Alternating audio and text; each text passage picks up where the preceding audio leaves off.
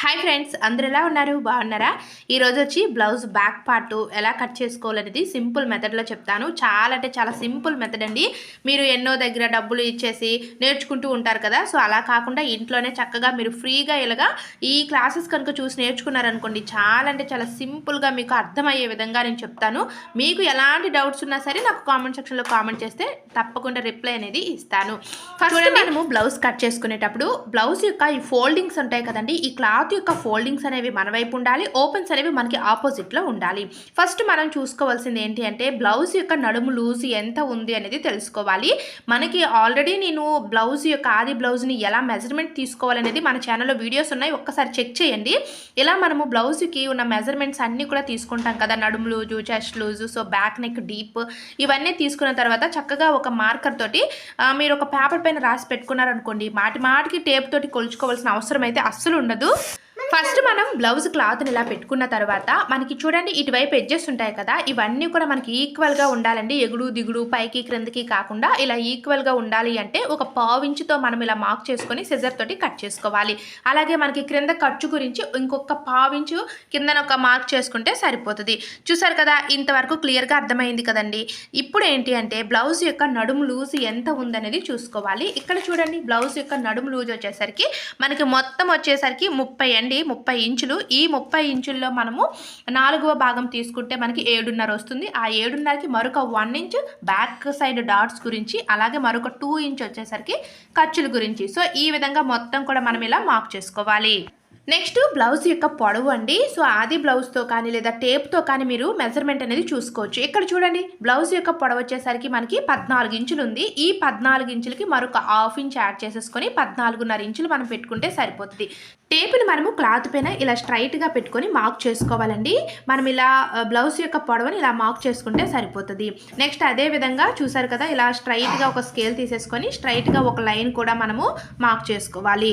Next blouse యొక్క neck, shoulder ఎంత తీసుకోవాలనేది చాలా మందికి డౌట్ ఉంటుంది. ఫస్ట్ మనం బ్లౌజ్ కట్ చేసుకునేటప్పుడే ఇది చిన్న సైజు బ్లౌజా పెద్ద సైజు బ్లౌజ్ అనేది మనకి తెలిసి ఉండాలి. చిన్న సైజు బ్లౌజ్ అంటే నేను ఆల్రెడీ చాలా వీడియోస్లో మీకు చెప్పానండి, బ్లౌజ్ కటింగ్ చేయాలి అంటే ఫస్ట్ మనకి ఈ టిప్స్ అయితే తెలిసి ఉండాలన్నమాట. ఫస్ట్ చూడండి మనకి ఇప్పుడు 30 సైజు, ఇది నడుము సైజు వచ్చేసరికి 30 సైజు నడుము సైజు అంటే ఇది చిన్న సైజు బ్లౌజ్ అన్నమాట. అంటే మనకి నెక్, షోల్డర్ రెండు కూడా కలిపేసి 5.5 ఇంచులు పెట్టుకోవాలి. అందులో 2.5 ఇంచెస్ వచ్చేసి మనకి నెక్ గురించి, 3 ఇంచెస్ వచ్చేసరికి షోల్డర్ గురించి పెట్టుకుంటే సరిపోతుంది. అలాగే ఆ యొక్క షోల్డర్ దగ్గర నుంచి కూడా మనము ఈ విధంగా ఆర్మ్ డౌన్, చెంక డౌన్కి ఒక 6 ఇంచెస్ తీసుకుంటే సరిపోతుంది. చిన్న సైజ్ అయినా పెద్ద సైజ్ అయినా సరే 6 ఇంచులు తీసుకుంటే సరిపోతుందండి. చూసారు కదా, ఇంతవరకు అర్థమైంది కదా. ఇప్పుడు మనం వచ్చేసరికి చెస్ట్ లూజ్ అన్నమాట. బ్లౌజ్ యొక్క చెస్ట్ లూజ్ ఎంత ఉంది అనేది మనం తెలుసుకోవాలి. మనము నడుము లూజ్ని బట్టి చెస్ట్ లూజ్ కూడా చూసుకోవచ్చు. ఇక్కడ చూడండి నడుము లూజ్ వచ్చేసి మనకి డాట్స్తో సహా మొత్తం 8.5 వచ్చింది కదా. ఈ 8.5కి మనకి ఇది చిన్న సైజు బ్లౌజ్ కదండి, ఒక 1 ఇంచ్ యాడ్ చేసుకుంటే మనకి చెస్ట్ లూజ్ అయితే వచ్చేస్తుంది. మళ్ళీ మీరు కొలత బ్లౌజ్ తీసేసి మళ్ళీ టేప్ తీసేసి మెజర్మెంట్ ఎంత ఉంది, ఎన్ని ఇంచెస్ ఉంది అని మీరు చూసే పని లేకుండా చక్కగా ఈ విధంగా సింపుల్ మెథడ్తో మీరు చెస్ట్ లూజ్ అయితే మార్క్ చేసేవచ్చు. 2 ఇంచెస్ వచ్చేసరికి మనకి ఖర్చుల గురించి అన్నమాట. క్రింద మనం 2 ఇంచెస్ పెట్టుకున్నాం కదా, యాజ్ టీజ్గా పైన కూడా 2 ఇంచెస్ ఖర్చుల గురించి పెట్టుకోవాలి.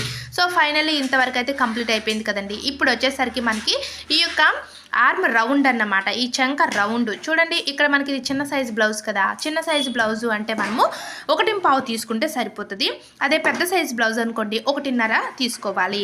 ఇలా చిన్న సైజు బ్లౌజ్ కాబట్టి 1.5 తీసుకొని ఈ విధంగా మధ్యకి ఇలా మార్క్ చేసేసుకొని ఇలా రౌండ్ స్కేల్, మనకి ఈ యొక్క స్కేల్ ఉంటాయండి మనకి షాపుల్లోని, ఇలా స్కేల్తో కనుక మనము మార్క్ చేసామనుకోండి మనకి రౌండ్ అనేది చాలా నీట్గా చాలా పర్ఫెక్ట్గా వస్తుంది.